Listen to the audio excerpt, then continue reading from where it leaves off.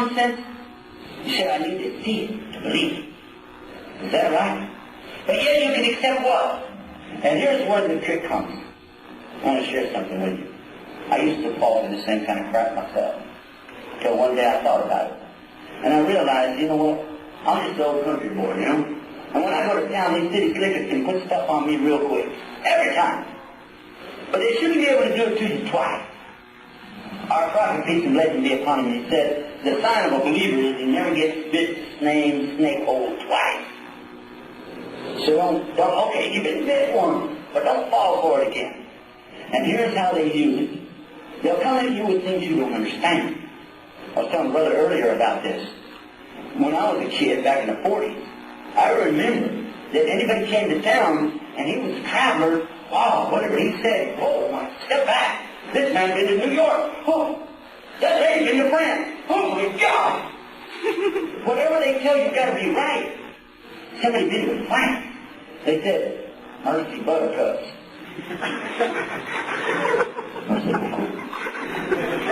And we said, oh, did you hear that?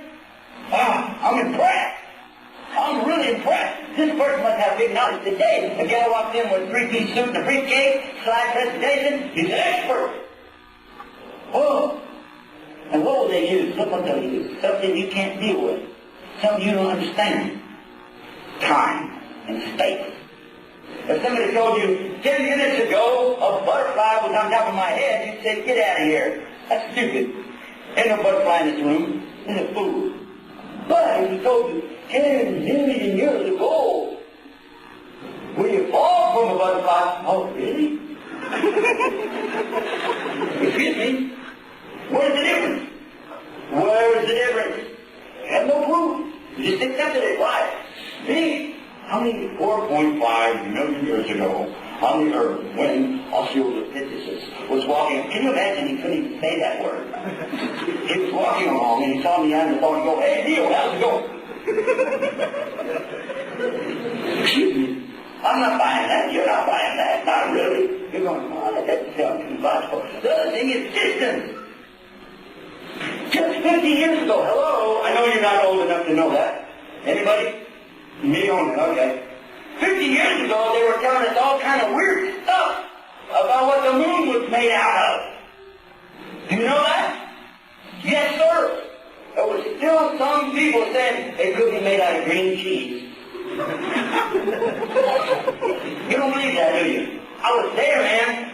There were people saying that. Of course, the scientists said, no, we actually know that it's made from one igneous rock, which has had a severe, and they go into this long day going, what the heck? But you use big words and big numbers, wow.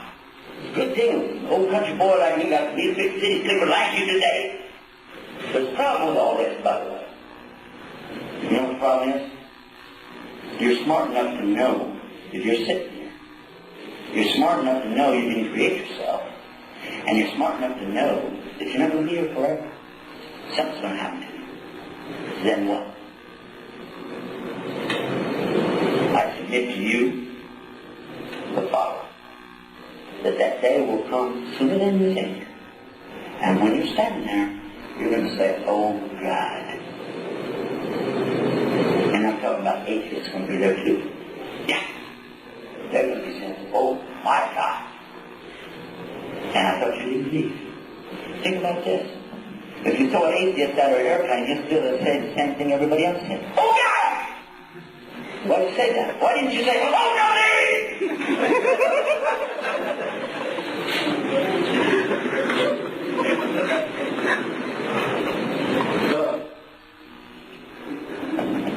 I'm not blaming you.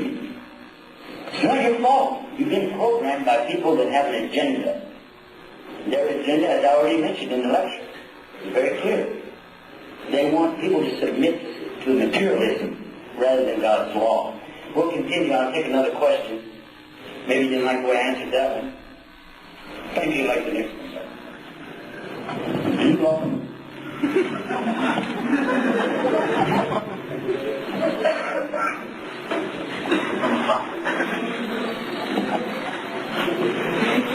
He told me I had 45 minutes left.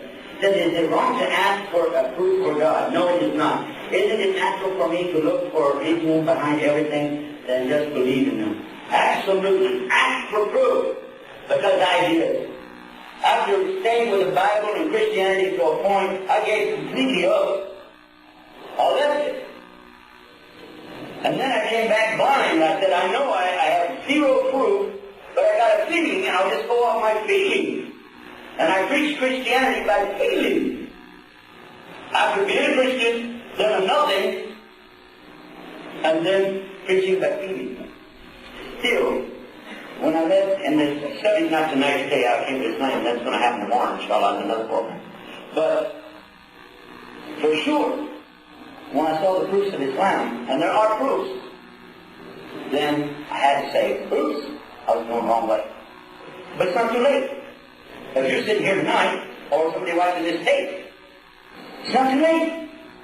It's not too late. You can do what I said earlier. Just say, God, got it, me.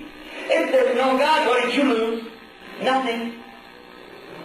But if there is, then who else but Him could guide you? Right? That would be proof, wouldn't it? Because nobody would know what you said except you. And you say, God, if you're even there, and this is my exact words, God, if you're even there, guide me. But within seconds, the proof came. And it came in a way that nobody else could have said or explained it, and I cannot even try to put it into words. I've tried, people don't understand what I'm talking about. But it worked. Because something convinced me from that person. But I'm not going to ask you to accept that, because that would be subjective, right? You can't accept that.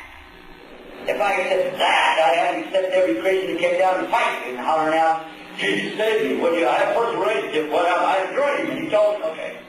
What's that? Can't prove it. Well, we do have a proof. A number of proofs. Let's see. What? Nope.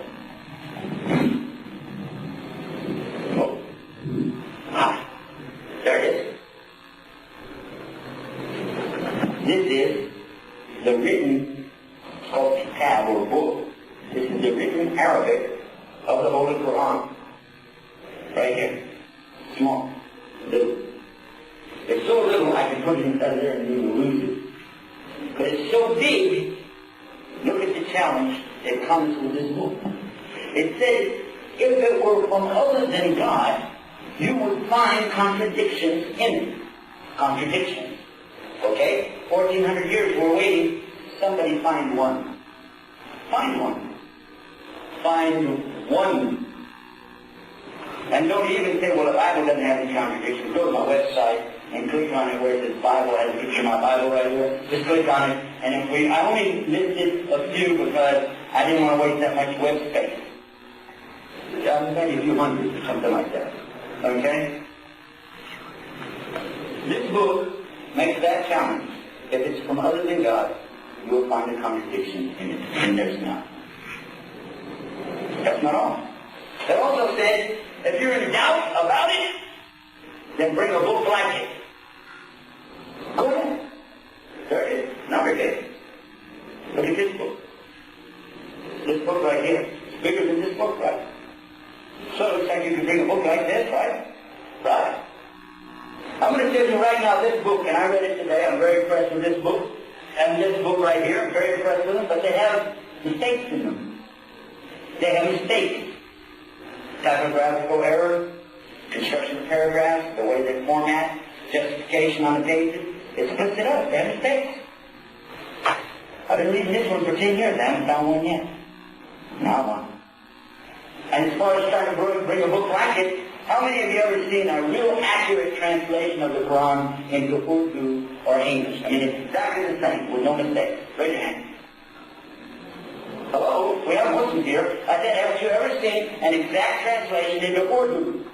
Or an exact translation into English? Or an exact translation into Hindi? Or an exact translation into Bangladesh language? Bengali? Anything? Has anybody ever seen an exact